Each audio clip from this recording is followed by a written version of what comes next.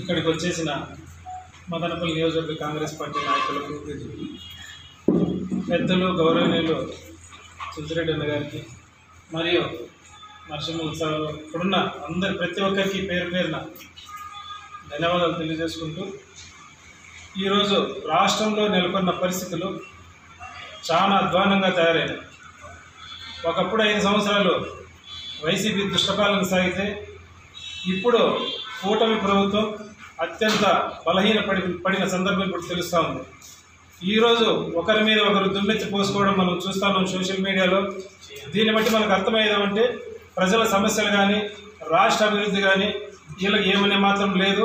కేవలం వాళ్ళ పార్టీని పబ్బం గడుపుకోవడానికి మాత్రమే ఈరోజు అటు వైపాగా కానీ ఇటు కూటమి ప్రభుత్వం కానీ ఒకరి మీద ఒకరు చెప్పుకుంటూ ప్రజా సమస్యలను గాలి వదిలేసి ఈరోజు ప్రజలు అత్యంత దుర్భర పరిస్థితుల్లో ఉన్నారు. మనీ ఫ్లోటింగ్ లేదు, వ్యాపారాలు లేవు. ఎలాంటి పరిస్థితుల్లోనూ అడుగు ముందుకేసే పరిస్థితి ఈరోజు సామాన్య ప్రజానికానికి లేదు. ఇలాంటి పరిస్థితుల్లో రాబో రోజుల్లో కాంగ్రెస్ పార్టీ ఖచ్చితంగా అవసరం. 139 సంవత్సరాల చరిత్ర గల కాంగ్రెస్ పార్టీ అటు దేశానికి కానీ ఇటు రాష్ట్రానికి కానీ పనికొచ్చేట్లుగా ప్రజాపాలన చేయాలంటే కేవలం కాంగ్రెస్ పార్టీతోనే సాధ్యమవుతుంది.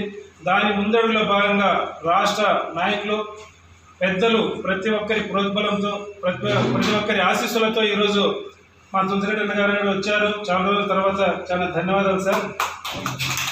పెద్దల సహకారంతో కాంగ్రెస్ పార్టీని క్షేత్రస్థాయిలోకి తీసుకెళ్లి బలోపేతం చేయడం, రాబో రోజుల్లో ప్రజాపాలన అందించేదానికి కాంగ్రెస్ పార్టీని గెలిపించడమే మా ముఖ్య ధ్యేయంగా మేము పనిచేస్తామని చెప్పి ఈ సందర్భంగా అందరికీ తెలియజేసుకుంటూ జై కాంగ్రెస్. జై కాంగ్రెస్.